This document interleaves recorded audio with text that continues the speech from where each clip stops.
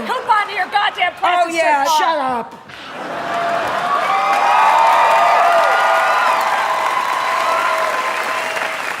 I know this must be a roast. Hello, ha ha. But let me just tell you something. I am disgusted. And I am appalled by what I have witnessed here tonight. I have been a comic for more than 40 years. 40 years. Yes. And after hearing the filth that came out of your disgusting, filthy mouths, I am embarrassed for my profession. I respect my craft. And tonight I watched all of you defile it with vulgarity. You took a comedy legend and you destroyed this poor son of a bitch. Valentino Resort 2011.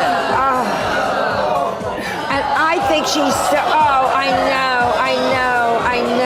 Bad hair, bad dress made from a tacky bedspread. I mean, I think this is more effective than an IUD. I think this dress is fashion birth control. That's what this dress is. If there was one woman who made all of Hollywood rethink their outfits, their weight, and every secret they were hiding before stepping on camera, it was Joan Rivers.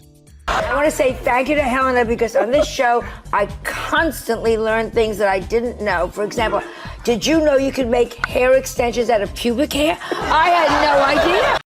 It's not me. She's a chubby lady who's very, very rich, and she should just calm down or lose weight. And they made me apologize. She wanted an apology. Well, I mean, so I took an ad out on her ass.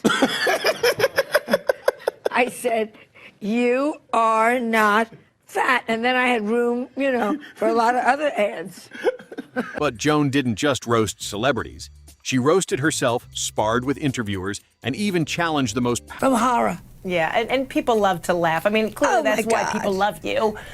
But they also know that you have some shock value to you. I mean, on the cover of your book, you're wearing a fur, and you knew that there would probably be animal rights activists. This whole interview is becoming a defensive interview. No! Are you wearing leather shoes? Yeah, shut up. I'm talking. You know what I mean? I don't want to hear. You're wearing fur. You're wearing leather shoes. I'm not an activist, but I'm saying You're eating chicken. Yeah. You're eating meat. I don't want to hear this nonsense.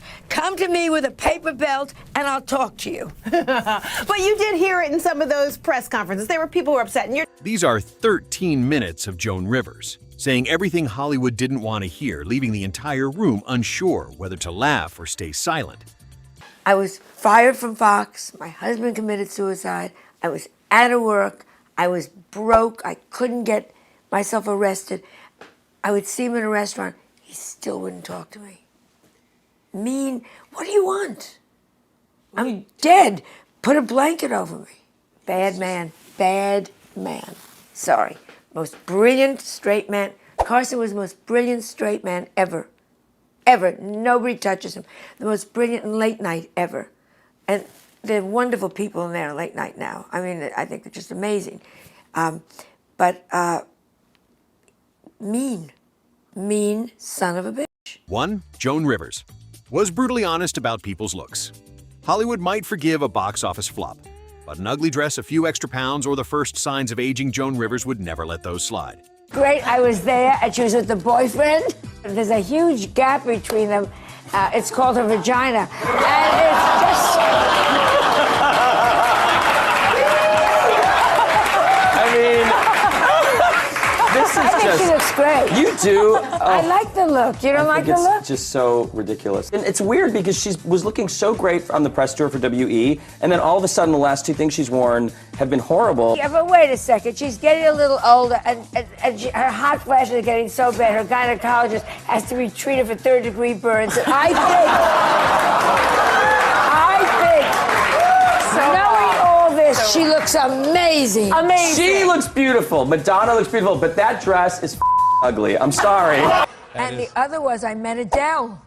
You met Adele? Yeah. Oh! Has she been on the show? She wanted, oh, yeah, a lovely woman. Oh, yeah. No, she's thin. Can we just talk to each other here? You know, what is this song, Rolling in the Deep? Yeah. She should add fried chicken. It is just... And We got along, you know, and she kept saying she was very scared because she sang at the awards. Oh, sure. Did she sing it live or did she? Yes, she sang live, and she was saying, my throat, I don't know if I can swallow. And I said, oh, yeah, you can swallow. There's no question. She looks like she's wearing a tablecloth, and the shoes are just too big for her. They fit her fine in the hotel, but then she dropped 10 pounds on the way to the premiere, and that's what happens. I have that dress. I usually, when I don't wear it, I put it over a little table in my entranceway. I have a bowl of flowers, some keys. It's Joan's great. appearance was never a private matter. It was comedy material sitting right in front of her, just waiting to be used. Who is my dear, dear, dear friend. Oh, really? Oh, yes. She would have been here tonight, but we couldn't save the whole front row for her. And it's just, oh, yes, yes. Oh, like it's my fault. We went out, but I You went out together, right? We went out last night, and I think she's learned her lesson, though, because we ended up at McDonald's, and we had, you know, good spread, and coming out, she got stuck going through the arch, and it was, you don't know. And we had to grease her thighs. To get her to and work. Edgar pushed, and I held a Twinkie in front. 2. When Joan Rivers became the target. What happens when the Queen of Roast, Joan Rivers, takes the stage at a celebrity roast where her age, appearance, and personal life all become targets? Obviously say a lot of terrible things about you tonight, Joan. But as the saying goes, sticks and stones may break your bones, but at your age, you could actually break a hip taking a shit. When Joan was born, the doctors took a look at her and said, holy shit, we're gonna make a fortune on this one. Then they got on the Mayflower and set sail for America.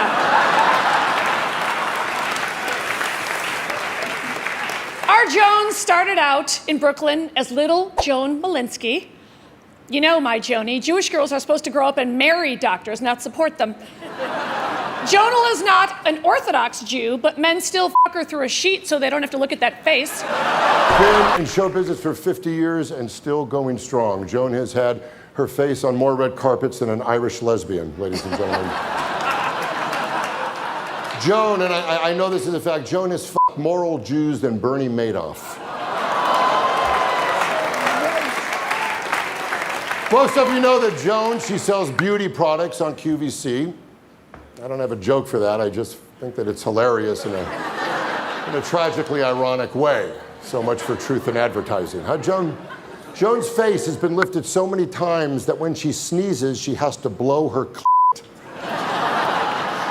But instead of fighting back right away, Joan simply sits there, smiles, and takes in every insult as if her opponents are unknowingly handing her more ammunition. You've been called bitch more times than a white guy serving a life sentence. Actually, Joan, there's no point in trashing your face because your surgeon already did that for us. By the way, loved you and saw. I loved you in The Wrestler.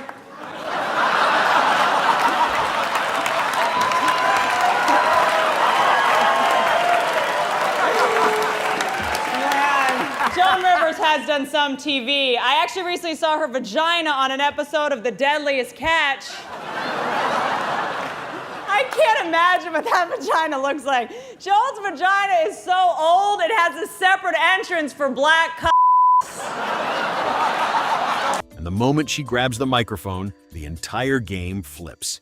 Everyone who just took shots at her becomes the next target, and the so-called victim's chair turns back into the throne of the Queen of Roast. And Kathy Griffin, you know what you are, darling? You are a thief. Yes, you stole my act, you stole my gaze, and you stole the face of the Burger King. I am not happy with this. Robin, you were supposed to bring class.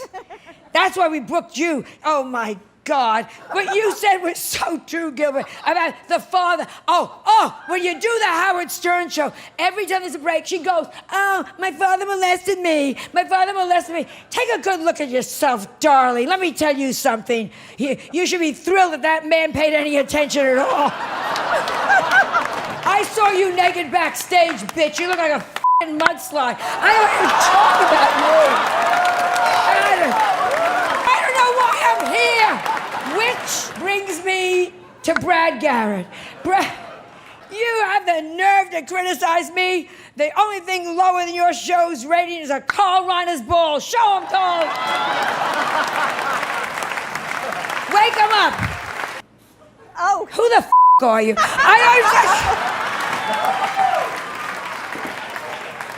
Whitney came to me all sweet. I want your advice. I'm a young comedian. I want your... I'll give you advice. I'll give you the same advice I gave to David Carradine. Hang in there. Now...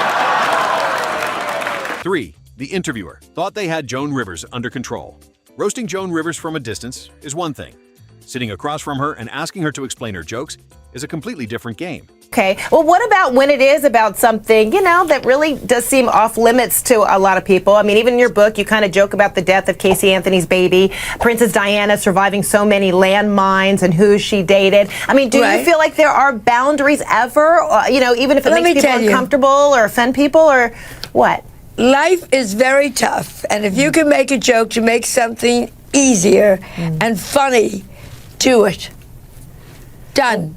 Do it. That's all. Darlene, I don't know what your life has been like, but I have a lot of people who have gone through hell. And if you can make... Winston Churchill said, if you make someone laugh, you give them a little vacation. And maybe you take the worst thing in the world and make it funny. It's a vacation for a minute from horror.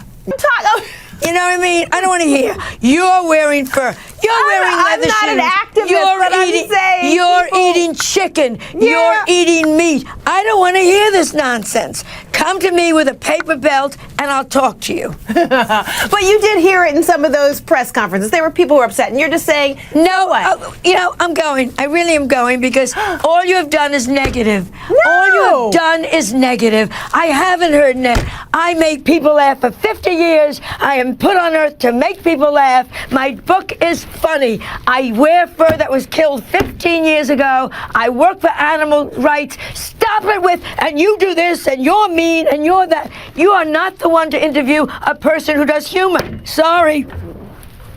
Funny teeth. And now is so rich. For fun. Oh, he has a tractor, and he smashes up old cars just to get attention out of him. Did you ever run up to someone and say, hey, how did you get so rich? And the woman said, by riding on my mom's coattails, and you said, Melissa, this is my show. I don't think so. And I think we're going to end the interview right now. Don't get so fucking smart. We'll apologize for Joan's language right there at the end. You're just trying to be funny with her. And Joan could walk onto a set as nothing more than a guest. But the moment a host asked the wrong question, the entire conversation would turn. I'm 77, and don't. That is all that. I think they applaud because they know they're going to live longer than me. They applaud because that means there'll be a new apartment on the market soon. I hate when people say like, they're 77 years young. I met Vanessa Feltz, and she said to me, here's Joan, she's 77 years young, and I want to say, and here's Vanessa, and she's 350 pounds thin. I've been on this show with some of these older women that still try to look good. No names, Goldie Hawn. And she's my friend, and she says to me, would you believe I got a grown-up daughter? And you go, yes! And lower your skirt, your nipples are showing. I mean... From that moment on, the interviewer was the one forced to defend themselves, while Joan decided exactly how the conversation would continue or whether it would end. Now, I want to get right to this. I was watching the CNN thing. Yes. And you got, the woman was interviewing you. What was the woman's name? I don't know. Yeah. And you felt that she was being... very judgmental, very nasty, very opinionated. Negative. It was like my wedding night, It was like just... They were in the 1880s. There was a thing then called the Gibbons girl, where everything was cinched in with the waist cincher and very full in the and it's coming back a little bit now. Christy Brinkley now is a little fuller body. What do you count? She's beautiful. You like that? I'd love to look like her. Really? But not upstate. I mean, there's nothing going on. Nothing up. Grow up. I don't even... Johnny, you've met her. Christy Brinkley's a living testament. She's what? That what? Christy Brinkley's a living testament that... oxide causes brain damage.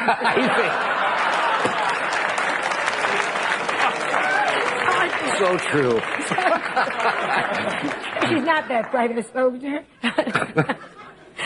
St. Patrick's Day, everyone was wearing green. She thought Gumby had exploded. She's not the brightest, but it doesn't matter. Not bright, no. Because the figure's there. The figure's there and the look is there. But don't you think men really like intelligence more when it comes right down to it? Ah, please. Are we going to go back to that? Are you kidding? Sure. I mean, it's a brain, you know, a caring person. No man has ever put his hand up a woman's dress looking for a library card.